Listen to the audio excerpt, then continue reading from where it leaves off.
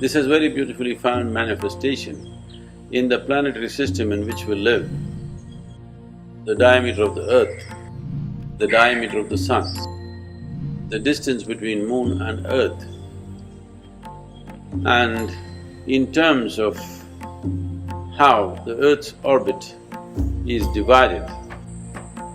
Based on this, knowing the connection between the celestial system and the human system, many things were evolved and developed.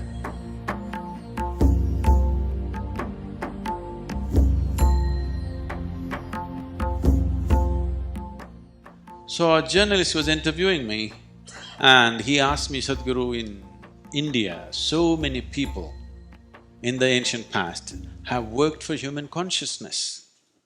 Who do you think has contributed significantly in the Western Hemisphere? Without hesitation, I said Charles Darwin. So he said, how is Charles Darwin? He's a biologist. No, in the Western Hemisphere, he is the one who put this idea, if a life strives, it can go beyond its limitations. These limitations are not God-given. These limitations are not absolute. If one is willing to strive, he can go beyond these limitations. Even, a pig can become an elephant, a goat can become a giraffe, not a small change, isn't it? I will not talk about the monkeys, okay? So this possibility that if a human being strives, he can go beyond his limitations. Then, this is close to 15,000 years ago, they asked this question, does it mean to say we can change our physicality, that we can evolve? So Adi Yogi said, your physical evolution is complete. And he gave mathematical references as to why it is so. So when they asked, can our bodies evolve? He referred to their bodies and he said, there are 114 junction points of energy in the system, which in yogic systems we are referring to as chakras. There are 114 chakras. Out of this, 2 are outside the body, 112 in the body. Out of this 112, there are 4 about which you can do nothing. They will blossom if everything else is activated. There are 108 that you can work with. So because of this, you will see traditionally, if you wear beads, it's 108. If you chant a mantra, it's 108. If you go around an energy space, 108. This is because there are 108 things that one needs to do if he wants to have a complete mastery over the human mechanism itself. This has very beautifully found manifestation in the planetary system in which we live. 108 times the diameter of the earth is the diameter of the sun. The diameter of the sun 108 times is the distance between the sun and the earth. Diameter of the moon into 108 times is the distance between moon and earth. And in terms of how the earth's orbit is divided,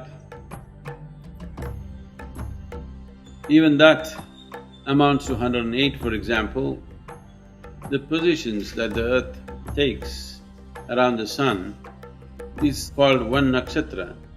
There are 27 nakshatras. Nakshatra is not a star, it is a measuring unit here. There are 27 nakshatras, and these 27 also indicate 1/2 of the lunar cycle. The 27 nakshatras means 13.5 lunar months, and that's how the lunar calendar functions. A nakshatra is divided into 4 padas, that means 1/8 of the moon's cycle, which is approximately 3.5 days. 27 nakshatras into 4 padas is 108 padas in 1 year. So with the completion of 1 year, there are 108 padas. So this is almost like the beads that you wear, 108. Right now, the planet Earth is arranging itself in the form of 108 beads around the sun, and accordingly you use 108 beads whenever you wear. This is almost like beads around the sun's circumference. Based on this, knowing the connection between the celestial system and the human system, many things were evolved and developed.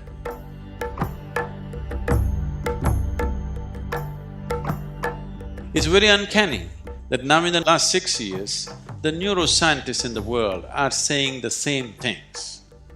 This has been a search, can we evolve human brain beyond its present limitations? So, neuroscientists today are saying that you cannot evolve the human brain any further, not because of neurological principles, but because of physical laws on the planet. The only way you can evolve this is increase the size of the neurons, that is one way, or increase the number of neurons, that's another way. If you increase the number of neurons in your brain, the clarity will go away. A lot of children are born like this. They're brilliant, but they can't figure anything because there's no clarity. As they grow up, some amount of brain killing will happen naturally, and then they become stable. If they don't, they'll always be scattered. Another way is to increase the size of the neuron. If you increase the size of the neuron, the volume of energy that an individual neuron consumes will be so high. Even now, if you are in a restful position right now, 20% of your energies are being consumed by your brain right now. It's a very high energy consuming part of your body. This much of body consumes 80%. This much of brain I'm sorry, don't be insulted by the size, okay. This much of brain is consuming 20% of the energy. If you increase the size of the neuron, it will consume 30 to 40%. That means it'll become unsustainable. So today, neuroscientists are saying physical laws on the planet will not allow further growth of human brain. We can only learn to use it better, but we cannot grow a bigger brain. This Adi Yogi said 15,000 years ago. He said, your physical evolution is complete because the solar system will not allow. Unless some dramatic changes happen in the solar system, you cannot physically evolve, but there are other ways to evolve. And he taught the methods as to how a human being can evolve beyond his limitations, and it need not be a physical evolution. It does not mean you lost your tail and you have to grow horns. It means that there are other ways to evolve which need not be physical.